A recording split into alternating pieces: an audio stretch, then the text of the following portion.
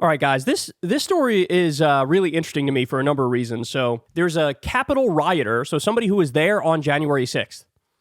This woman who's like a grandma. She's now come out and said, I don't want a pardon from Trump. I would refuse a pardon if he tries to give me a pardon. So listen to this. A grandmother who spent 60 days in federal prison for January 6th related charges said she would refuse a pardon from the president-elect. A former Capitol rioter who publicly turned on President-elect Trump after serving 60 days in federal prison has said she would refuse a pardon from the incoming president who has previously promised to free nonviolent offenders who participated in the January 6th insurrection. Pamela Hemphill, a grandmother in her 70s who pleaded guilty to charges related to the riot, sounded off on social media about her thoughts on her prospective pardon. Quote, I'm not going to be bullied by MAGA anymore, as those who went as far as calling my probation officer trying to get me in trouble backfired on them, thinking I would stop speaking out. Just give me more confidence to continue. Hemphill wrote on X, I will refuse a pardon from felon Trump. Trump previously highlighted Hemphill's case in a very brief post on his Truth Social app in 2023, but by that time, Hemphill had already distanced herself from the MAGA movement. Quote, I pleaded guilty because I was guilty, period. Hemphill told the Daily Beast at the time. I mean, I was trespassing. I had a choice. I could have left. So this is her being like, look, man, I did the crime. I'm going to do the time. And even, look, she wasn't accused. She literally was not accused of doing anything violent. But she was like, hey, yeah, everybody broke in. I saw what was going on. And I'm a free adult. And I can make my own decisions. And I decided to follow into that building. No, I wasn't, knowing I wasn't supposed to do that. And so she honestly, she's even tougher on herself than a lot of liberals would be on her, right? So, but she feels like I did something genuinely and sincerely wrong here. So we have a clip. She was on CNN. Let's listen to what she has to say. That's the mega, I don't know how to explain it, but they have this way of demeaning you and putting you down. And that's what they've got going right now is this huge gaslighting smear campaign going on, telling me that it was a peaceful protest. I was there. I was there when they pushed those gates and those officers and when they stepped on my head. And it was an officer that saved my life that day. Biden is right on with everything he's saying.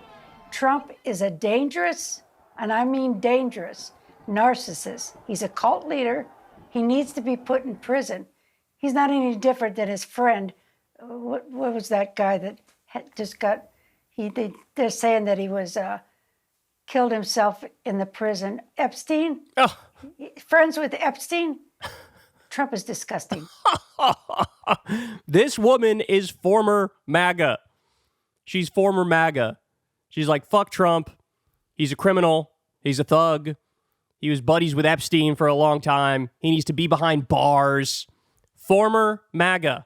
Had an awakening. I would love to know more of her backstory because she said there that on January 6th, when she was, I guess, pushed down or whatever, that it was a cop who helped her, right? Was that the beginning of her transformation into thinking like, what are we doing here? We're doing a riot and we're, breaking in at the Capitol and cops are getting assaulted. We covered the number the other, was it 140 cops, I think it was, were assaulted that day? Was that the beginning of the transformation? Or was it like, is this literally an example of like, since she was sentenced to time behind bars, she sat behind bars and was thinking it through and all the choices she made. And she was like, I don't know, man. This seems not good. This seems like maybe I've been duped. She literally calls it a cult. She calls it a cult. Basically admitting like, yes, I was in a cult. And she doesn't want Trump to bring her up as an example, of, hey, here's somebody who was punished wrongly and they've been treated very unfairly. And we're going to make sure to pardon people like this. She's saying, I don't want your pardon. I don't want your pardon at all. And look, from her perspective, and you have to say this, right? It's like, how many of these people, I don't know the exact number, but hundreds, thousands of these people went to jail because they followed Trump's instructions and did what he said he wanted them to do. And then he gets away with it. Other people get locked up. He gets away with it. I mean, we've covered stories of politicians at the local level who went to January 6th and then they lost their job as a politician because they basically engaged in insurrection, and it's unconstitutional to hold public office after you engage in insurrection. So they get kicked out, but he gets to go back to the White House, right? And remember, he's the one who spread all the misinformation, got everybody out there, said, be there, it'll be wild. He's the one who did the fake elector slate. He's the man with the plan who tried to follow it through. And now you have Jack Smith coming out in his final report, and what did he say? He was like, look, it was a slam dunk case. We had it. He was going to be convicted. This is what Jack Smith said. And I can only imagine what it's like to be in this situation where you're this woman, you believed in Trump, hung on his every word, listened to his instructions, and then you end up going to prison for 60 days for him, and he gets away scot-free. How would you feel in that scenario? Of course. What the fuck? I've been duped. We were the fall guys, right? And they are.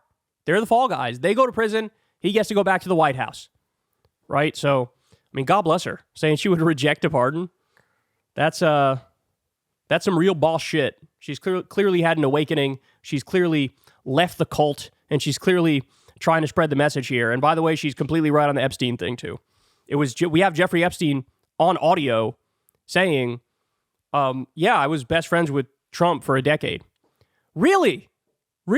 If this was about any other politician, if this was about a Democratic politician, you would never hear the end of it.